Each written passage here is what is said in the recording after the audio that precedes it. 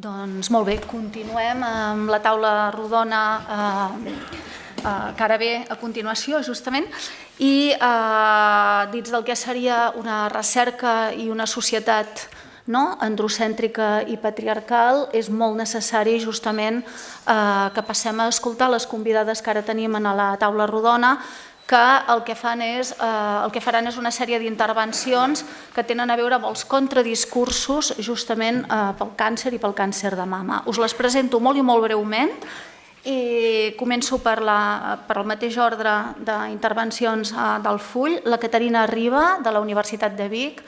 Ella és doctora en literatura per la Universitat de Vic i és professora també en aquesta universitat i professora també del màster en estudis de dones, gènere i ciutadania de l'IEDG, i va fer la tesi doctoral justament treballant sobre la textualitat del càncer amb dues autores, Audre Lorde i la Maria Mercè Marçal. Després tenim també com a convidada la Eura Marçal, continuo encara per l'ordre. L'Eura és codirectora de la Fundació Maria Mercè Marçal per justament divulgar i continuar tota la seva obra, i és traductora i estàs en el servei lingüístic de la Universitat Autònoma de Barcelona col·laborant. Molt bé, benvinguda també. I la Beatriz Figueroa, que és periodista, advocada, activista i afectada per càncer de mama, i que també ens ha portat el seu treball per la taula i que ens mostrarà cap al final. Seguim al mateix torn, si us sembla, d'acord? Jo faré aquesta activitat antipàtica de marcar-vos una mica els temps, us aviso en els 5 minuts. Doncs molt bé, endavant quan vulguis. Moltes gràcies, Teresa. Jo he titulat la meva intervenció "Fer-se càrrec del propi cos, altres narratives sobre el càncer". I el que em proposo en aquesta intervenció és resseguir les propostes d'algunes afectades de càncer, acadèmiques, poetes, artistes, que davant l'explicació de la vivència que fa el discurs biomèdic, el seu historial mèdic no la satisfà, i intenten reapropiar-se de l'experiència i participar de forma activa en la construcció del seu propi relat.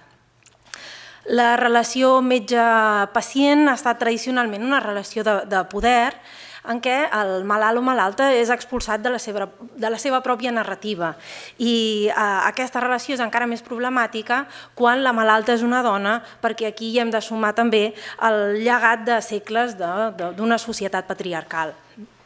La pretensió d'objectivitat de la medicina, la seva pretesa neutralitat i el monopoli a l'hora de tractar determinats temes es va començar a posar en qüestió, sobretot a partir dels anys 70, des de diversos sectors, entre els quals el feminisme.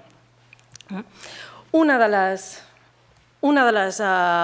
les figures que més va contribuir a visibilitzar el càncer de mama fou Audre Lorde, que s'ha convertit en un referent ineludible per a les escriptores i altres que han volgut textualitzar aquest tema posteriorment.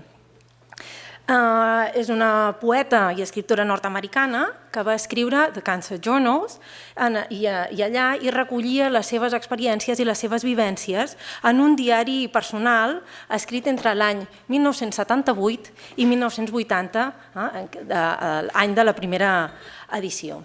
Audre Lorde s'autodefinia com a negra, lesbiana, mare, poeta i guerrera.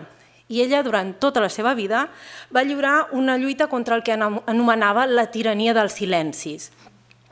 Davant la malaltia, Lorde va considerar que es trobava altre cop davant d'un silenci forçós més i va escriure en el seu diari: "No vull que la meva ràbia i el dolor i la por provocats pel càncer es fossilitzin en un altre silenci, ni privar-me de la força que pugui residir al nucli d'aquesta experiència, un cop reconeguda i analitzada". A més de posar sobre la taula la qüestió del càncer, va tractar tota una sèrie de qüestions que fins a aquell moment no havien estat abordades d'aquella manera, com per exemple la pèrdua del pit i la possible reconstrucció. En aquest dietari recull dues anècdotes que a mi em semblen molt significatives. En una explica que després de l'operació va anar a veure-la una dona d'una organització que es diu Reach for Recovery, que és un programa que pretén ajudar a les dones que es troben en aquesta situació a fer-hi front. Aquesta representant li va donar uns sostenidors tous i un farciment i li va aconsellar que s'ho posés fins que es pogués implantar una pròtesi definitiva. Ella mateixa havia passat per una experiència semblant i li va dir que si ningú podia veure la diferència doncs no hi hauria cap problema i per confortar-la va dir-li que ella s'havia casat després de l'operació i que amb la seva vida amorosa no se n'havia ressentit gràcies a la pròtesi. Lord afirma llavors al dietari que, malgrat que ella va veure que aquesta dona tenia les millors intencions, estaven en universos paral·lels i ella va sentir que aquesta opció no estava feta per ella.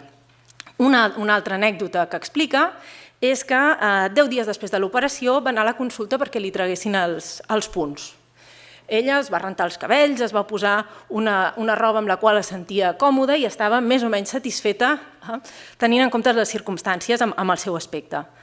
Però aquesta precària harmonia es va trencar quan la infermera que donava pas cap a la consulta del metge li va retreure que no portés cap mena de farciment i va emplaçar-la a fer-ho, dient-li que, si no, això perjudicava la moral i els ànims de les altres dones que també patien càncer de pit i que estaven allà esperant amb ella per veure el metge. Lord, després d'aquest comentari, es va sentir completament ultratjada perquè ella estava fent esforços titànics per passar el dol de la pèrdua, acceptar el seu cos i va trobar ofensiu que li fes aquest comentari i que el fet que ella hagués pres aquesta opció personal fos considerat una ofensa per ningú. Lord no volia ocultar res i pensava que aquestes solucions cosmètiques després de l'operació no feien més que reforçar la idea que una dona és allò que aparenta i que, per tant, solucionat aquest punt, ja no hi havia res més a tractar. Ella, fidel als seus principis i a la seva vena creativa, llavors va començar a dissenyar roba i joies per a dones que només tenien un pit. Ella, tanmateix, insisteix molt en què no volia pas criticar altres opcions i molt menys les dones que es volguessin reconstruir el pit, però que pensava que hi havia altres opcions legítimes i que la tirania de l'aparença no deixava que moltes dones poguessin escollir lliurement quina era la seva via per fer front al càncer.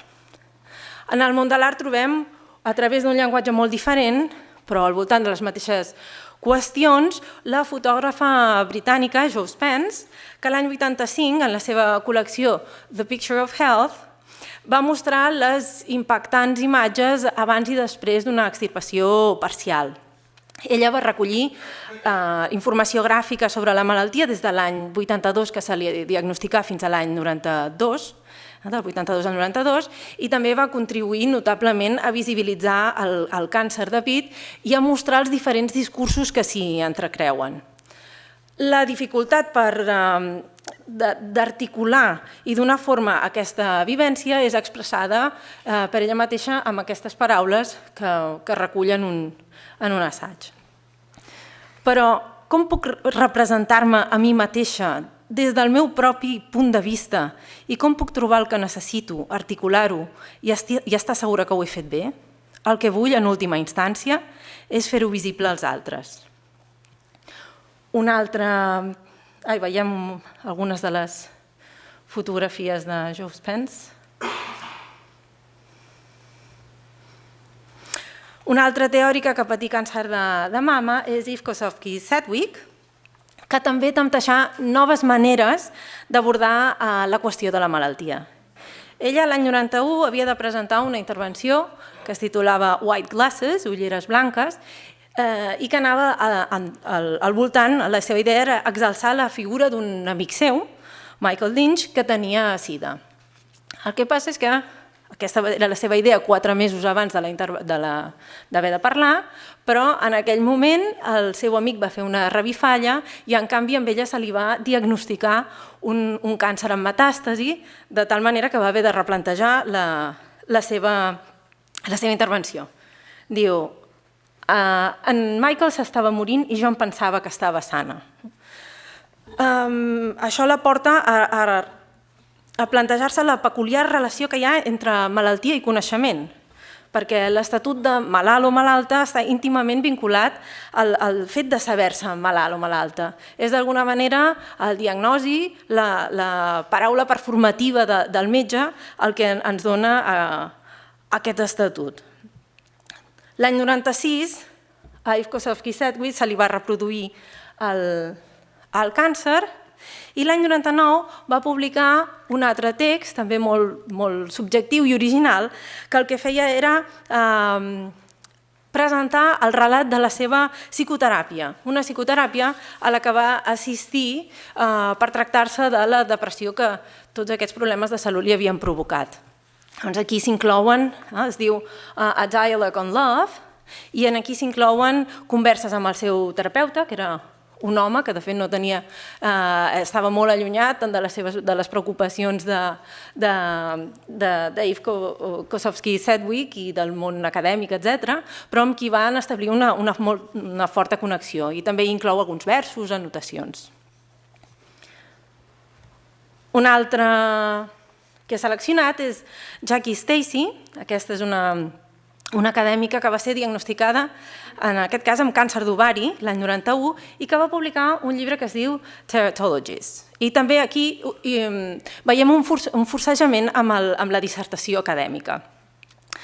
Aquest llibre desplega una mirada crítica tant envers l'estament mèdic com les teràpies alternatives que moltes vegades culpabilitzen, responsabilitzen a la pacient del que li està passant. Una de les coses que fa és això mateix, denunciar l'estigmatització de la malaltia des de la pròpia nomenclatura. En aquest llibre ella explica com experimenta i teoritza la societat contemporània, com aquesta societat contemporània tracta una malaltia monstruosa. I per reflexionar sobre aquesta qüestió hi ha una miscel·lània en què es reuneixen des de dades científiques, fa una mena de puzzle, fragments de llibres d'autoajuda, debats teòrics, també hi ha fotografies de la fotògrafa que ja hem vist, Jo Spence, o alguna documentació gràfica del seu propi recorregut. Després voldria passar també a l'àmbit català. La primera en reflexionar sobre el càncer des d'una perspectiva de gènere va ser Maria Mercè Marçal, que va morir l'any 98 de càncer de pit. En el seu poemari pòstum, publicat l'any 2000, Raó del cos, Marçal ens va llegar uns poemes, uns versos mínims que s'agafen al blanc de la pàgina com la pròpia autora s'arrapava a la vida. En aquests poemes s'anaven aprimant a mesura que la poeta perdia pes i s'esllenguia. Us llegiré aquest poema en forma de cicatriu. La cicatriu em divideix en dues parts l'aixella. Cremallera de carn mal tancada, però inamovible. Inamovible com el decret que en llengua imperial m'exilia a la terra glaçada dels malalts, sense terme ni rostre. El 2010, 10 anys després d'aquests poemes, d'una bellesa colpidora, esfereïdora, es publica un llibre ben diferent, en un format molt diferent, un còmic. Es tracta d'Alicia en un mundo real, amb text d'Isabel Frank i il·lustracions de Susana Martín, que aborden qüestions també com la pèrdua d'autoestima, el suport de les amistats, etc. Malgrat aquesta temàtica, que és tan dura, el còmic és fresc i desenfadat, basat en l'experiència de la pròpia Isabel Frank. En una entrevista ella diu: «L'humor és una forma de resistència i supervivència». Un dels aspectes més sorprenents del llibre és el fet que la protagonista decideixi tatuar-se una salamandra que lluny d'ocultar la cicatriu, la visibilitza. I de totes maneres, com en el cas d'Audre Lorde, les autores posen molt d'èmfasi en que aquesta és una de les opcions i que totes són legítimes. L'últim llibre que voldria mencionar és Mi cuerpo también, de Raquel Taranilla. És un llibre que es presentarà la setmana que ve, dia 15, i en què l'autora proposa un relat alternatiu al seu historial clínic. Durant l'època que va durar el tractament per un linfoma, ella va delegar el relat de la seva experiència al personal mèdic que la va atendre, i aquí es mostra sempre eternament agraïda, i un cop recuperada el que fa és agafar la ploma per reapropiar-se del seu cos i de les seves experiències, a les quals dona forma a través d'una mirada exempta de tot sentimentalisme, molt intel·ligent i també carregada d'humor. Ella explica les relacions amb les persones de l'entorn, com va viure el tractament, la pèrdua de la fertilitat, els canvis corporals, i per fer-ho poua tant en la seva pròpia experiència com agafa també reflexions de la filosofia i poemes que inclou i incorpora en una prosa molt fluida. Com a tas us llegiré l'últim fragment que he portat, que és el de la relació que ella manté amb el capellà de l'hospital. Gracias, pero no necesito un cura. Él insistió. De verdad, le dije muy seria, no quiero que me hable de Dios. Y añadí con insolencia, porque estaba aburrida y fastidiada. No se lo tome como algo personal. El otro día vinieron los de Reiki y también les pedí que se fueran.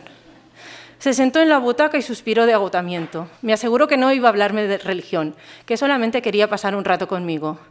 En algún momento me pregunté quién estaba prestando ayuda a quién. Era un hombre muy mayor, superaría con creces los 80. Había nacido en La Rioja y llegó a Barcelona muy joven, como novicio en la primera posguerra.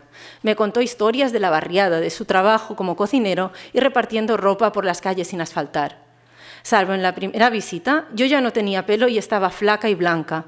Vestía además el pijama para hombres, que era mucho más cómodo que el camisón asignado a las mujeres.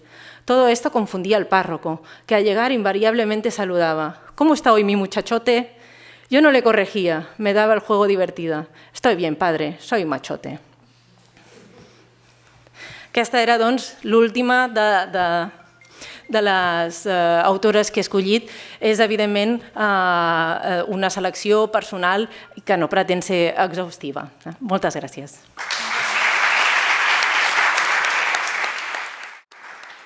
Moltes gràcies, Catalina. Perfecte. I Eura, quan vulguis. Bona tarda. Primer de tot, moltes gràcies a les organitzadores per haver-me convidat a presentar aquest llibre. El Senyal de la pèrdua és l'últim llibre que ha sortit de Maria Mercè Marçal. Va sortir el novembre passat i recull 2 textos inèdits d'aquesta autora. D'una banda, un dietari íntim i de l'altra, la correspondència amb Jean-Paul Goujon, biògraf de René Vivien. Van ser escrits durant els últims anys de vida de la Mercè, igual que la majoria de poemes recollits en el llibre també pòstum Raó del cos, del qual Caterina Riba acaba de parlar. No és estrany, doncs, que els 3 textos, Raó del cos, el dietari i les cartes, sovint dialoguin entre si. Al dietari hi trobem versos i esbossos d'alguns poemes que formen part de Raó del cos. El títol que finalment hem donat al volum, El Senyal de la pèrdua, és de fet un vers de Raó del cos que Marçal cita 2 vegades en el dietari. Llegeixo un dels fragments en què hi fa al·lusió. Pànic de tots els llibres que no llegiré, potser més que no pas dels que no escriuré. Penso realment que l'experiència a partir dels 40 que veig en perill mortal és una gran pèrdua per endavant. Pèrdua fins i tot de dolor. Sobretot potser de tots els fruits del dolor. Passat, present, no futur. El senyal de la pèrdua, desmentint la mort. Aquests últims 2 versos que citen el dietari formen part del poema Pèrdua, recollit a Raó del cos, que diu així. Pèrdua. com la florida entre la neu, sobtada, la sang, la taca, el senyal de la pèrdua desmentint la mort. La vida, doncs, sempre implica una pèrdua. L'escriptura trenca el silenci i deixa senyal. La sang taca, la primavera desglaça.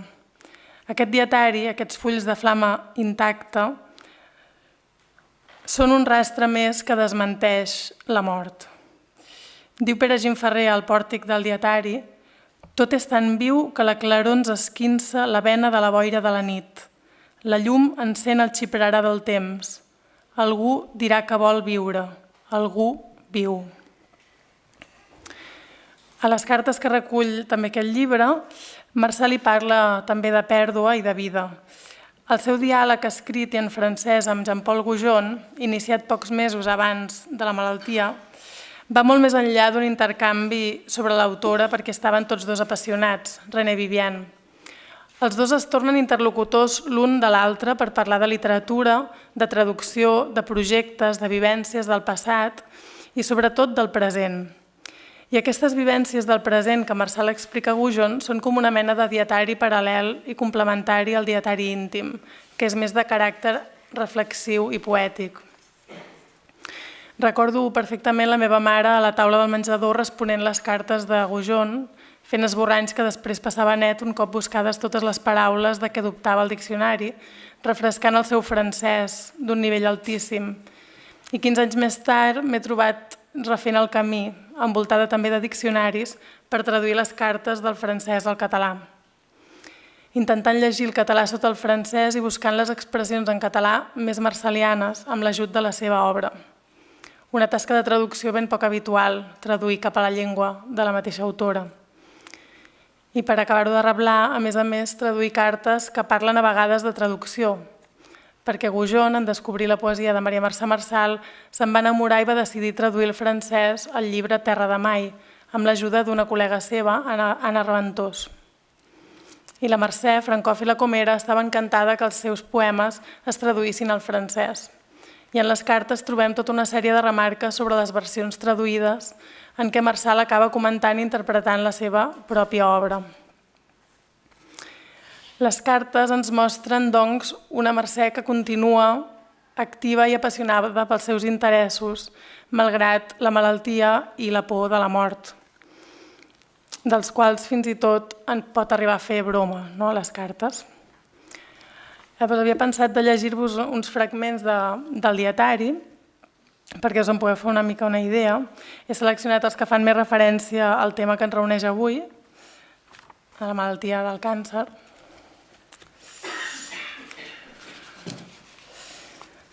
Crec que n'he triat massa perquè sempre em costa això de triar, però ja m'avisarà. Sí. Avui és el tercer dia que visc amb la mort enganxada, arrapada al costat dret. Fa 3 o 4 mesos, potser 5 ja, amb el terror de les primeres proves, que aparentment em van tranquil·litzar, vaig començar un poema. Només un vers. Covo l'ou minúscul de la mort, arran de pit, sota l'aixella. Ara tinc tendència a canviar-lo una mica.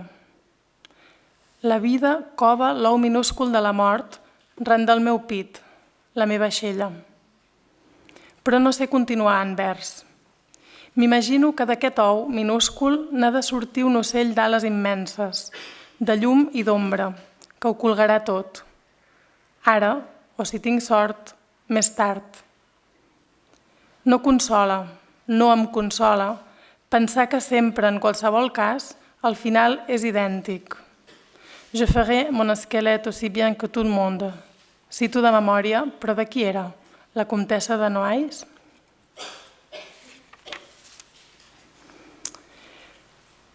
He pensat una estona en despertar-me i m'he asserenat. Després, l'angoixa, el terror torna intermitent. La meva megalomania m'impedeix de representar-me un guió modest. Operació, biòpsia, anar fent la viu-viu durant anys. Hi ha dones que viuen així fa 20 anys i segurament la mort la sobtarà de trascantó per una altra banda. De fet, aquest guió modest fora el guió de luxe, no romàntic, no fulminant, sense l'aura dels elegits. Però el guió més d'acord amb la meva aposta vital d'aquests darrers temps. Per què jo? Per què no jo? Dues preguntes barreja d'orgull i humilitat, com les cartes astrals. Un dibuix on qualsevol, el més savi, el més ximple, es veu reduït a un dibuix, un mapa de línies de colors, humilitat extrema, on tothom té un dibuix complex, individual, interessant, l'orgull del jo. Jo, com qualsevol altra dona, una de cada 10, em sembla. La diferència, potser viure sense pit, com les amazones, orgullosa guerrera, mantenint encara la mort a ratlla.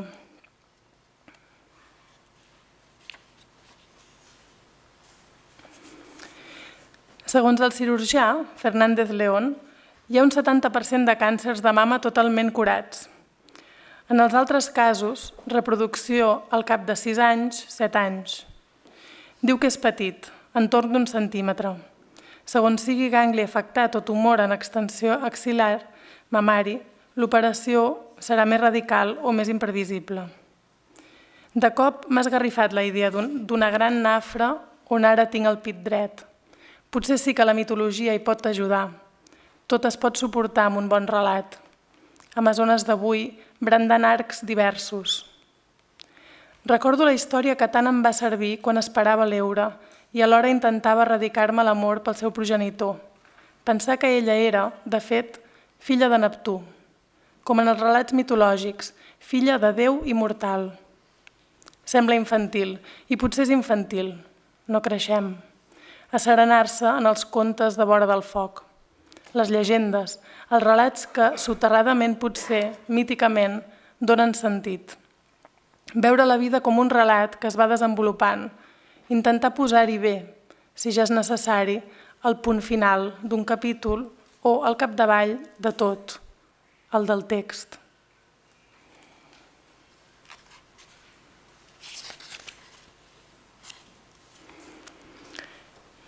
A estones, totes i tots em semblen remots. Elles es quedaran, i ells. Jo sola tinc una cita probable amb la desconeguda. És cert el que em va dir la Josefa. De fet, sempre la tenim al costat, però ara la veig, la sento.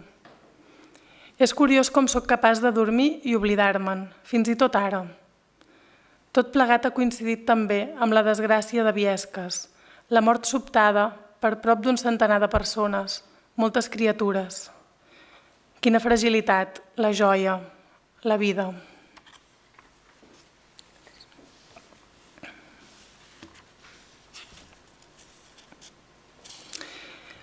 No sé per què escric, però escriure em fa bé.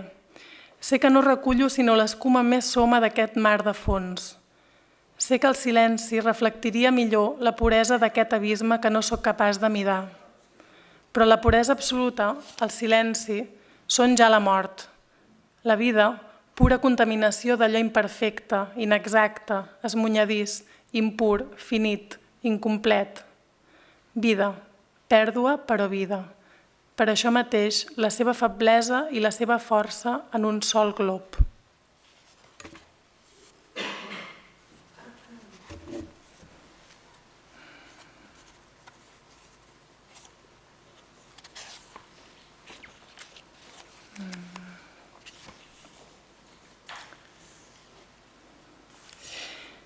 No sé per què deixo cada dia això del dietari per a l'última hora.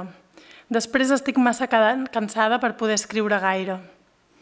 Una de les coses que em resten per explicar és l'aparició del bruc. El bruc és regal d'aniversari de la Fina i de l'Eure. Crec especialment de la Fina, que de fet s'ha anat fent càrrec de la major part de la feina relacionada amb el gos. És un gos que té molta por i en aquest aspecte és un mirall per mi. Un dia em vaig llevar entenent què era un miracle, el que li havia passat al bruc. Viure a la gossera, després d'un passat segurament de maltractaments i abandonament. I de cop, alguna cosa benèfica es posa al teu favor. Apareixem nosaltres. Passa a ser un gos no només estimat, sinó gairebé ultramimat. Ell és molt afectuós, boig d'alegria per allò que rep, però no s'acaba de creure el miracle i de cop li agafa terror. El terror al carrer li podria ser fatal.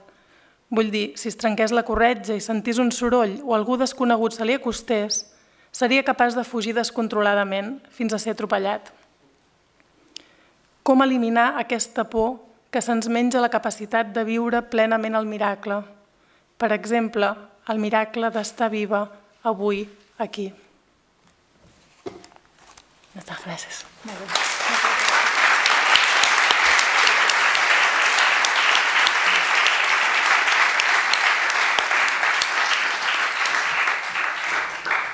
Moltes gràcies, Eura. I passem la paraula a Beatriz.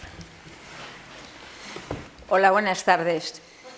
Quiero agradecer su presencia aquí esta tarde, igual que a la organización darme la oportunidad de estar aquí en Barcelona, visibilizando la situación de muchos enfermos de cáncer. Quiero agradecer en particular que estén aquí también esta tarde muchas de las personas que nos damos apoyo mutuo a través de las redes sociales, porque creo que cuando estamos en una situación como la que pasamos algunos de los enfermos, además en una doble batalla, no solo librándola contra la enfermedad, sino también contra la desprotección social y económica, creo que todas las fuerzas y todos los apoyos que mutuamente nos damos son pocos. Y en especial quisiera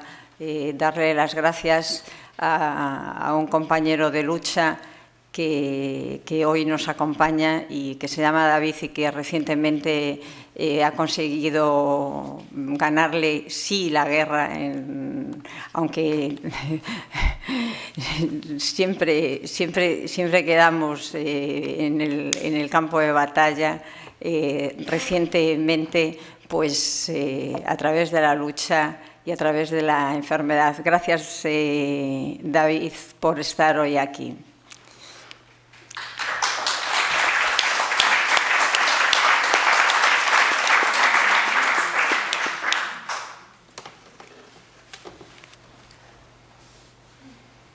Día Mundial contra el Cáncer, con protagonismo una vez más para la viguesa Beatriz Figueroa, que tras conseguir que la justicia obligase a la Seguridad Social a reconocerle una incapacidad, sigue luchando para que el Gobierno cambie la ley y así proteger a los muchos enfermos que todavía se ven obligados a seguir peleando. Su causa consiguió sumar más de medio millón de apoyos a través de la plataforma change.org, pero la petición entregada en el Congreso de los Diputados se topó con el voto en contra del Partido Popular. Tras una huelga de hambre, movilizaciones varias y denuncia en los juzgados, la incapacidad llegó para Beatriz. No obstante, su lucha es la de muchos y por eso no ceja en su empeño. Espera llegar ahora al millón de firmas. Voy a decir a la señora Carmen Álvarez Arenas, cuando vuelva con el millón de firmas, que parece que ya no soy yo la única, y aparte esta vez me van a acompañar, pues me va a acompañar Raquel, me va a acompañar Manuela, me va a acompañar Ana, me va a acompañar Javier, José y otros muchos. Entonces, bueno, le voy a decir, oiga, pues parece que yo ya no soy la loca de la pancarta, que ya somos demasiados locos. Bueno, también aquí hay muchos locos hoy. Raquel Castiñeira es una marinera de Moaña de 49 años que ha dedicado y dedica su vida sobre todo a la almeja, una labor muy física que tras un cáncer de mama y varias operaciones es en ocasiones incapaz de realizar. Afortunadamente ha superado la enfermedad, pero las secuelas, asegura, han cambiado su vida. Me hincha el brazo, mira, aquí, para vestirme cuando está el brazo hinchado ya es imposible. Se me pone el brazo rojo, como de fiebre, me duele, y el pecho igual. Después, aparte, cada poco, cuando hago un esfuerzo o hago un movimiento brusco, entre aquí y aquí, es como un músculo, se me contrae y me duele tanto que es un momento, pero ese momento te duele tanto que hasta para respirar tienes que andar y respirando poquito a poco. Ellos no entienden nada de eso. Los médicos entienden que Raquel no está en condiciones de trabajar en el mar, pero el Instituto de la Seguridad Social no le reconoce una incapacidad. Es la pescadilla, denuncian, que se muerde la cola. Por eso, con ella y con Beatriz, otros seguirán luchando contra el cáncer primero y luego contra sus consecuencias y contra la burocracia.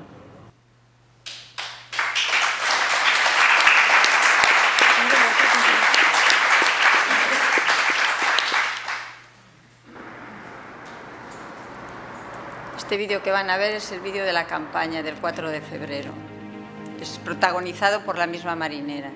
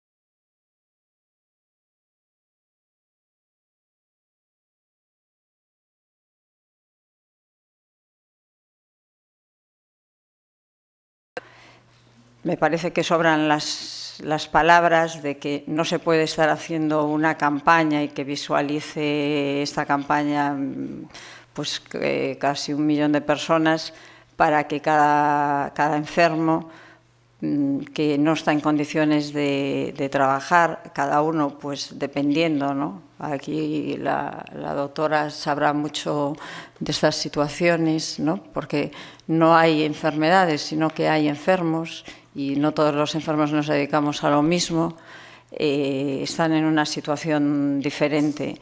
Pero yo inicié la campaña, o al menos la denuncia, no por mi situación particular, que sí también la tenía, de la noche a la mañana me vi incapacitada para trabajar por mi diagnóstico, por mi situación física, y me vi con 426 euros después de más de 20 años trabajando y pagando el 40% de los medicamentos. Si alguno de ustedes han leído el texto de la petición en change.org, y entonces uno se encuentra desesperado.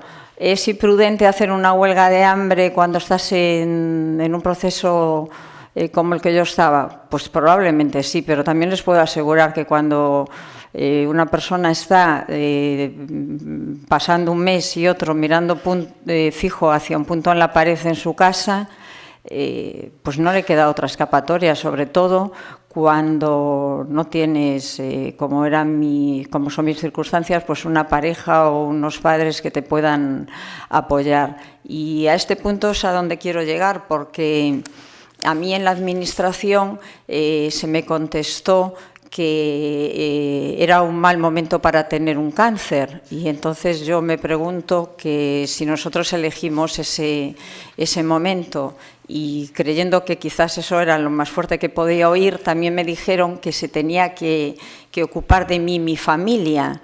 Y entonces yo le dije, bueno, ¿y entonces qué tengo que hacerme un cartelito y poner que me adopten?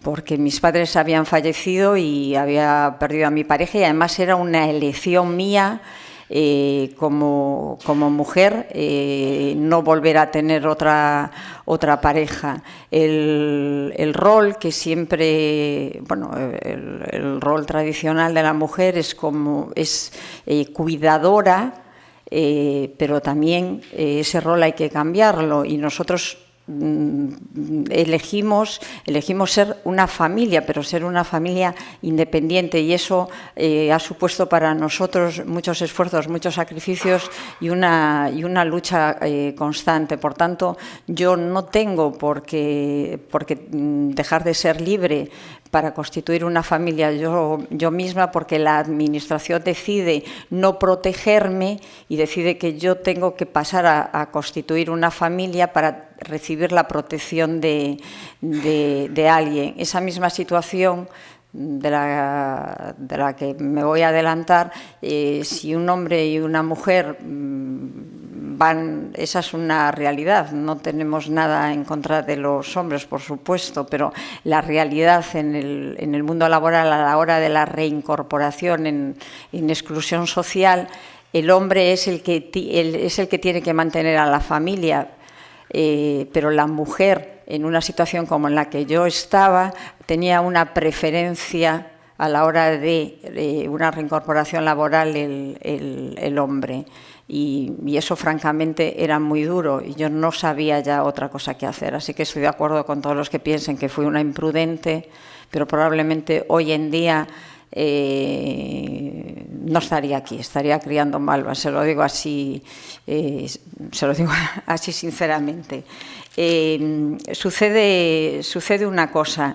La legislación en España tiene un problema, que nosotros tenemos una doble pena, está castigada con una doble pena, tener un cáncer y después que eso sea un freno para la vida futura. No se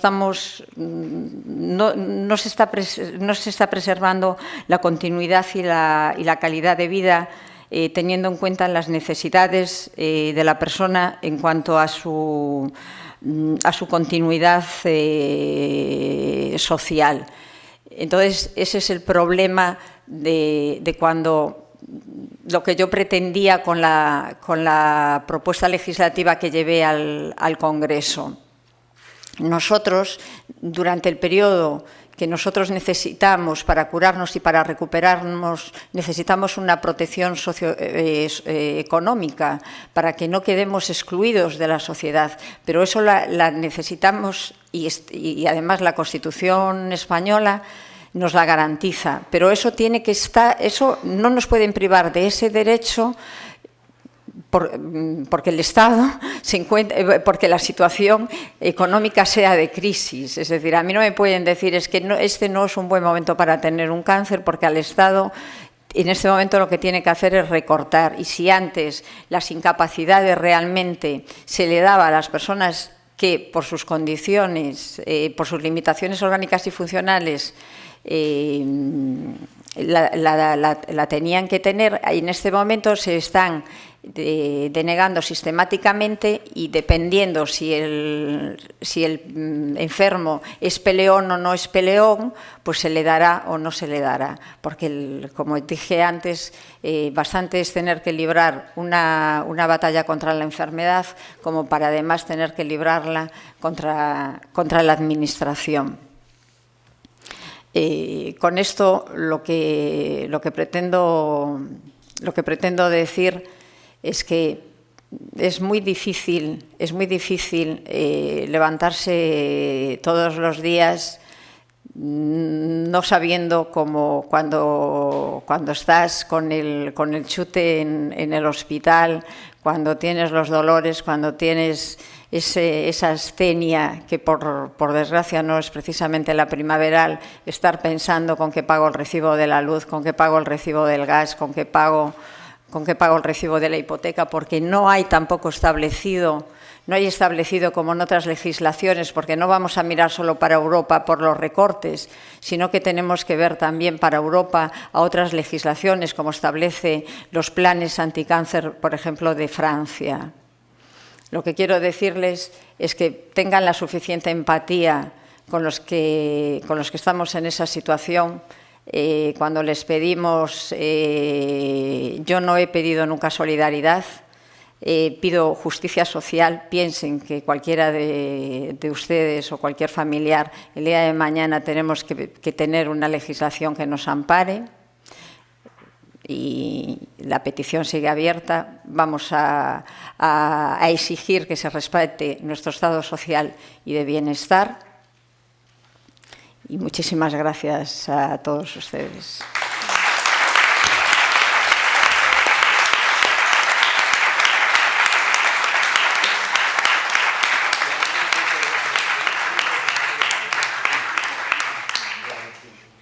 Molt bé. Moltíssimes gràcies, Beatriz, i a totes vosaltres. I ara tenim un quart d'hora perquè puguem aprofitar per fer les preguntes que vulgueu a la taula. Endavant.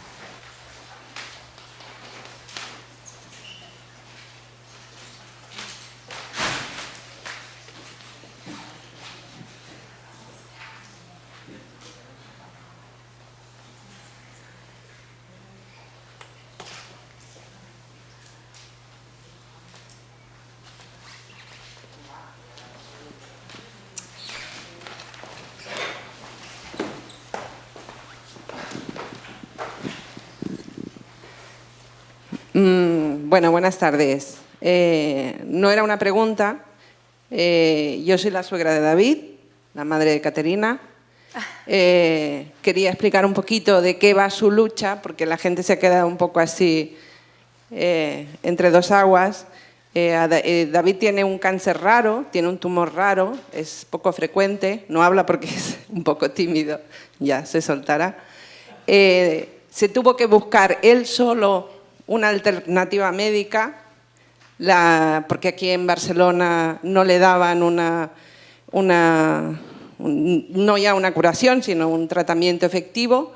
Se lo buscó él solito, se encontró una doctora especialista en su tumor, que es un paraganglioma, lo encontró en Castellón. Él estaba dispuesto a ir a cualquier sitio, pero lo encontró allí, a 300 kilómetros, pero se lo tuvo que buscar él. Inició allí un tratamiento muy efectivo. Es un tumor que en principio no se puede operar porque es como una bomba de tiempo. Cuando se le toca, libera catecolaminas y bueno, es muy peligroso. Esta doctora, que se llama Isabel Tena García, logró bloquearlo. Luego, con un equipo médico de la FE de Valencia, lo operaron, le quitaron el tumor primario.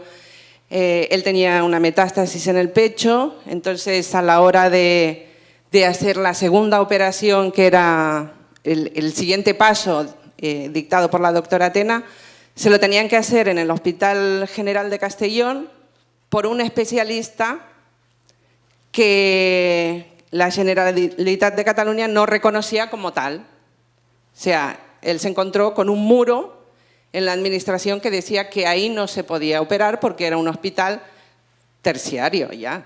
Era como si se quisiera ir a operar a África. Él luchó, no se quedó callado, protestó, inició una recogida de firmas, en 6 días recogió 110.000 firmas, se manifestó delante del CatSalut, lo recibieron, siguió luchando, le dijeron que sí, que vale, que lo dejaban operar ahí.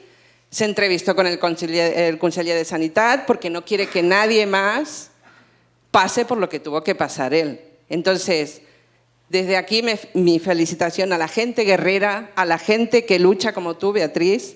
Te admiro desde el primer día, yo te sigo desde el primer día. A luchadores como David, como mi hija Caterina, que también va a su lado.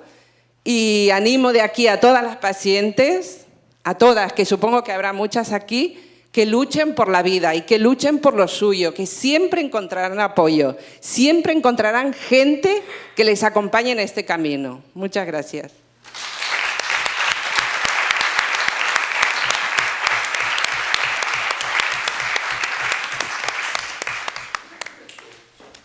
Hola, buenas. Yo quería hacer una pregunta para Beatriz, así una cosa más práctica. Yo supongo que un poco para saber la vía por la que te has movido para que la gente la sepa. Entonces, supongo que debía ser una baja, que debía acabar en un momento dado, debía pasar por un tribunal médico, por una inspección médica, debía ser denegado. Entonces, ¿cómo sigue el proceso? ¿Hiciste una instancia contra esa denegación, lo tuviste que llevar por la vía contenciosa administrativa. Es muy práctico, pero creo que es una cosa bastante útil saberlo. Sí, la verdad es que es la pregunta que Ana María, por ejemplo, Javier, que recientemente, el 27 de febrero, estuvimos juntos durante todo ese camino. Ana, su mujer, la que me escribió, fue una de las primeros enfermos que me escribió hace mucho tiempo. Sí, eso es una de las preguntas que yo recibo. Debo tener ahora mismo más de 1000 consultas contestadas. En un principio, independientemente estés trabajando o estés, como me sucedió a mí, mi pelea empezó porque justo en ese momento estaba en desempleo. Yo estaba trabajando, soy licenciada en Derecho Económico, estaba trabajando como gerente y jefa de recursos humanos, estaba ya azotando la crisis, me quedé en desempleo y aún así, en cualquiera de las situaciones, aunque estés en el paro, tienes que solicitar la baja médica. Entonces entras en proceso de incapacidad temporal. En el momento que, por el proceso de tu enfermedad, la incapacidad temporal puede durar un máximo de 18 meses. A los 12 meses la inspección médica te valora. Si considera que por el proceso de tu enfermedad es de cierta gravedad, ya te valoran para una incapacidad permanente, que puede ser total o absoluta. Total para tu trabajo habitual y absoluta para realizar cualquier tipo de trabajo. A los 18 meses, ese es el momento de inflexión, a los 18 meses, si estás trabajando, o igualmente si estás en el desempleo. Bueno, en el desempleo ahí ya tendríamos que entrar en mucho, si es contributivo, ahí ya habría muchas matizaciones, pero también se puede instar la incapacidad permanente, dependiendo de los años que tengas cotizados, tiene que haber un mínimo, dependiendo de la edad, a instancia de parte. Tú consideras que tú no estás capacitado para trabajar y la puedes solicitar. Entonces, a los 18 meses es el punto de inflexión. Si los informes médicos dicen que tú no estás en condiciones, bueno, y aparte tú no te encuentras en condiciones de trabajar, bien para lo que estabas ejerciendo o para ninguna otra, el INS, lo que está sucediendo ahora es que está dando muchas altas en vez de considerarte incapacitado. Y entonces, en ese momento, que es en el que se encuentran muchísimos enfermos, en ese momento en el que te desestiman, tú tendrías que hacer primero una reclamación previa a la posible demanda. Ahí es donde se quedan muchísimos pacientes. Le dicen que no y no saben lo que hacer. Entonces, primero hay que hacer una reclamación previa administrativa y después hacer una demanda. ¿Cuál es el problema de la demanda? Yo misma, a pesar de ser abogada, la primera vez, a mí, antes de que el juez me la concediese, pasaron 3 años y medio. La primera vez que me la desestimó el INS, yo fui operada 3 veces, de mama y una de útero. La primera vez que me la desestimó dije yo, bueno, esto yo me voy a poner bien, no pasa nada, no voy a reclamar. La segunda vez, ya me habían operado una segunda vez, dije yo, bueno, ahora de esta ya la definitiva, ya no voy a reclamar tampoco. Y la tercera vez, aún no había sido operada, la tercera vez fue un compañero abogado, el catedrático que redactó la propuesta legislativa para el Congreso, la que me dijo, Beatriz, vamos a reclamar. Y afortunadamente que él tomó esa decisión por mí, porque después aún fui operado una tercera y cuarta vez. Entonces, ese es el punto de inflexión cuando llegan esos 18 meses en el que uno tiene que tomar la decisión, en previsión de cómo puede evolucionar su proceso de enfermedad. Pero es muy difícil tomar esa decisión porque te tienes que meter en papeleos, tienes que empezar a pedir informes, hay una presión, no todos los médicos, no todos los especialistas, en el caso de Javier, ni siquiera su hematóloga le ha hecho un informe, nunca, nunca. Y hay que decirlo así claramente, nunca su hematóloga le ha hecho un informe. Entonces tú, ¿cómo te enfrentas a eso? Después, claro, aunque no tengas recurso, solicitar justicia gratuita. En la justicia gratuita, también hay que decirlo, no siempre está tan difícil solicitarla que tienes que llevar un buen abogado experto. Está muy difícil y la Administración juega con eso. Yo tuve que esperar 13 meses para la vista del juicio. Entonces ahí uno se va desmoronando, uno se va aburriendo.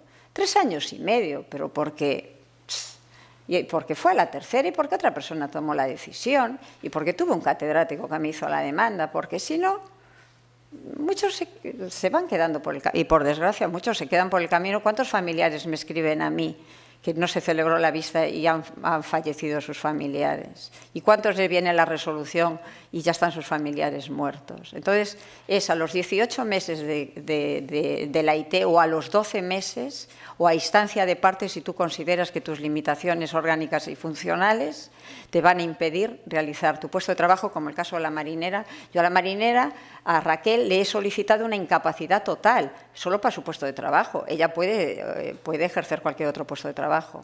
Tal y como tiene el brazo, es un peligro que esté en la mar esa mujer. Es un peligro. De hecho, no está yendo.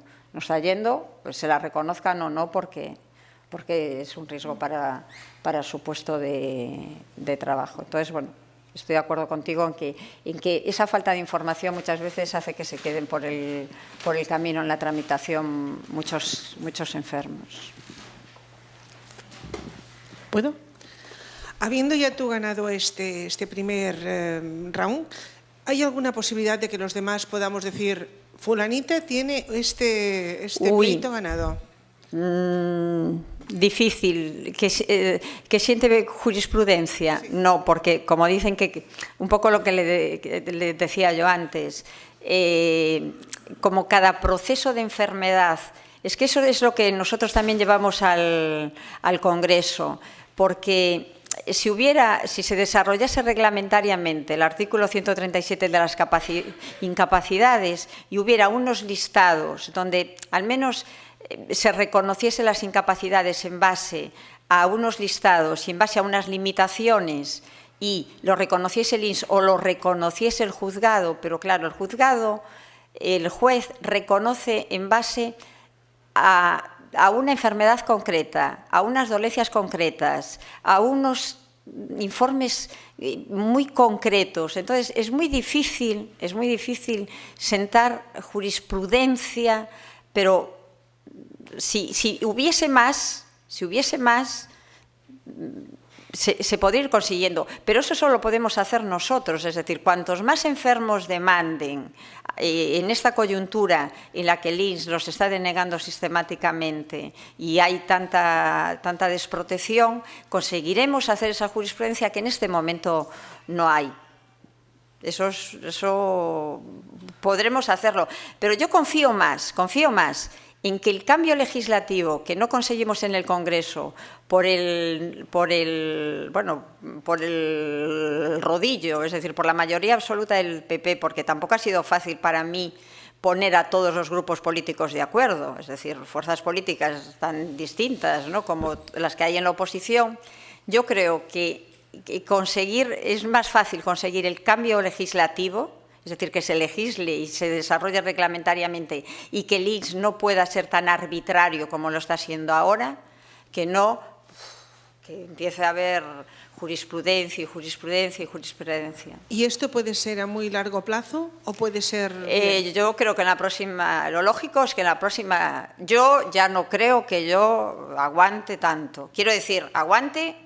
porque yo soy sola para todo y yo ya no resistencia, pero si se intentase en la próxima legislatura, que probablemente no haya mayorías, o al menos depende de nosotros, de la ciudadanía, tiene que hacerse. Es que no podemos seguir así, en esta situación sin sentido, porque hay muchos enfermos que me dicen, y vosotros lo sabéis perfectamente, porque estáis en contacto con muchas de ellas, porque antes, diagnosticado un cáncer, se me concedió a instancia la incapacidad y por qué ahora que tengo una metástasis estoy muchísimo peor, no me la concede. Bueno, pues se sabe por una cuestión económica. Y entonces no podemos dejar que nuestra protección y lo que nos garantiza un Estado social y de bienestar sea a criterio de la Administración, arbitrario de la Administración y no por el desarrollo reglamentario de la Ley General de Seguridad Social, que era lo que yo promoví en el Congreso.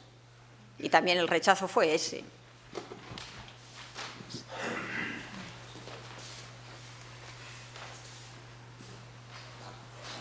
Fem l'última pregunta i després fem la pausa. Bueno, jo volia donar les gràcies a totes, però en especial m'ha semblat un testimoni molt colpidor, el de l'Eura, i vull donar-li les gràcies per la seva implicació personal i emotiva a favor de la seva mare. I volia demanar-li també com ha viscut ell el procés de la seva mare i tal, a partir del text, de la creació poètica de la seva mare, si ha trobat un consol o si ha servit per fer una ferida més o per cicatritzar, no? Com has viscut aquest... No ho sé.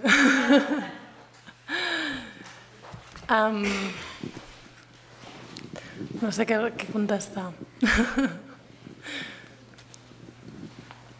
Però gràcies per l'agraïment.